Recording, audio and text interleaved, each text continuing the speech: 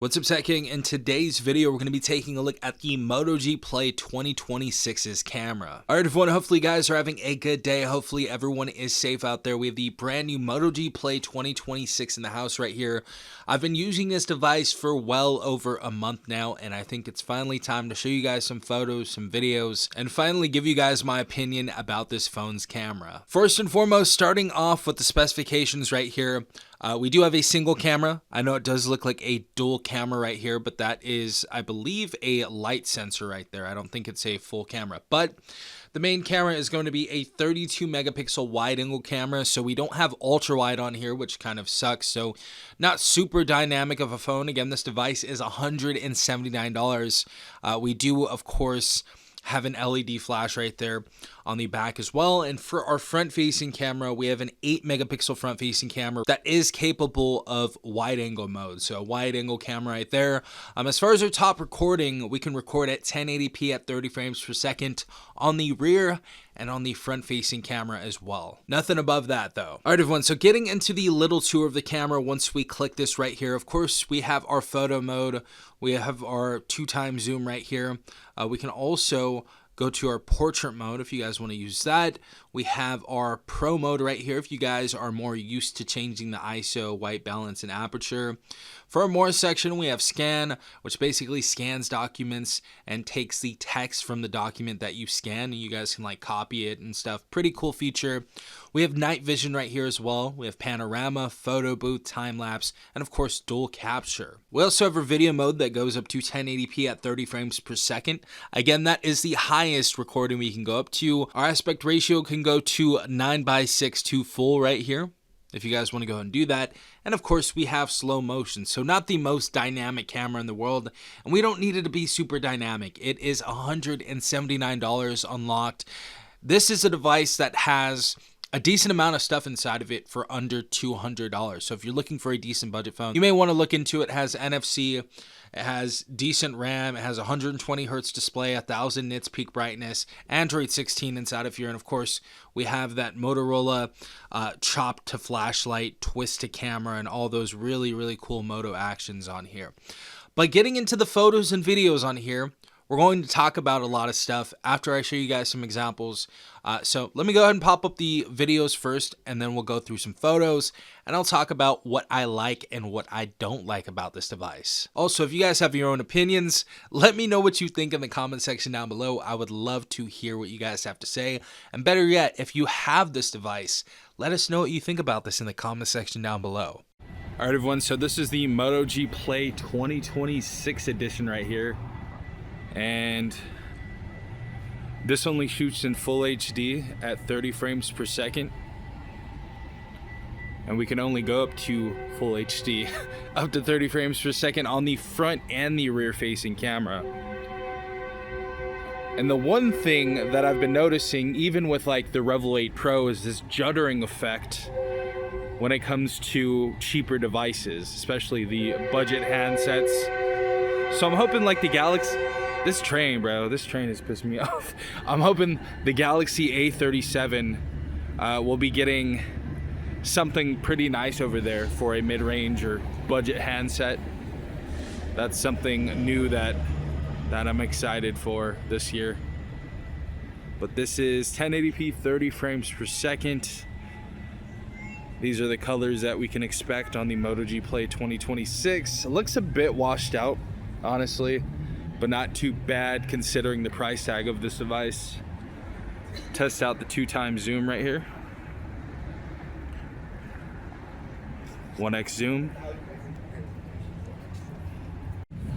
And then we got 1080p 30 frames per second on the Moto G Play 2026. Again, like I said, it is a bit washed out.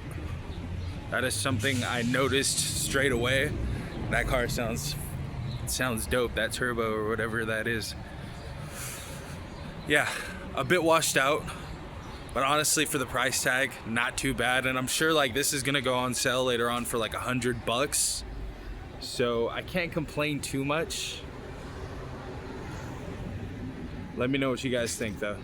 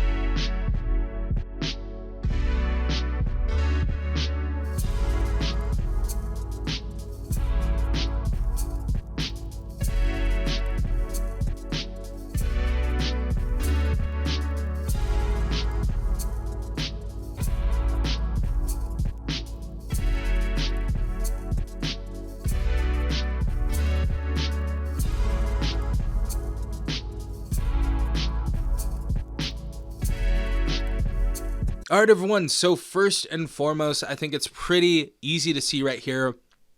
The daylight photos look pretty decent. Starting off with the photos. Daylight photos look decent. They look punchy. They have really decent color accuracy, honestly. I was comparing this to the Revel 8 Pro, and this was actually performing better in color accuracy compared to the Revel 8 Pro, which is honestly $75 more than this device that I'm holding in my hand right now, which is crazy. The camera app also in shutter speed is very quick, so that's something else that I liked about this. That was an improvement that I saw, so you can open, point, and shoot. Very, very easy for quick capture moments. HDR performance on this device also is pretty solid. The other thing that I really like about this device, there's a couple more things that I like about this device. Getting into the video part of the Motorola Moto G Play right here. The video on the selfie side, for what I'm seeing, I haven't uploaded this to my computer yet, but the juddering effect seems to be non-existent or very, very small. So not too much shakiness. The stabilization is really decent when it comes to the front-facing camera at 1080p at 30 frames per second. Very good. Absolutely love that. When we flip the camera around to the rear-facing camera, we do get a big judder effect, especially when panning across landscapes and stuff, as you guys saw in this video. I'll pop it up again right here. But it's almost like the juddering effect was non-existent on the front-facing camera. So that's one thing that I really liked about the video on here. The second thing is the audio. The audio is very good in here. I don't know what type of microphone Motorola put in this device, but it sounds very, very crystal clear, especially compared to other similarly priced handsets like the Revel 8 Pro, a device that's going to be going up against this device, competing against which has the better camera. That microphone is really not too good. It's honestly pretty bad overall. Honestly, it sounds super muffled. I didn't have my hand over it at all, but the microphone inside of here sounds very, very clear, and I'm sure that definitely reflected in the videos that I showed you on this device. Now, getting into some of the downsides about this camera, and honestly, I don't want to be crazy nitpicky. This is $179 unlocked. This offers a lot of stuff inside of here, a 5200 milliamp battery, a decent processor, decent amount of RAM. We have, of course, NFC inside of here, 120 hertz display. It's not full HD, but it does the job for $179. So I don't want to be too nitpicky. But starting off, of course, low light shots struggle. So the noise is going to increase. Some of the detail is going to be lost in these photos because of that. So if you guys are in low light environments, go figure, for $179 is not going to have the best low light shooting mode. So just keep that in mind. Also, the other thing, not very dynamic of a camera. We have one main lens on the back right here, a 32 megapixel shooter.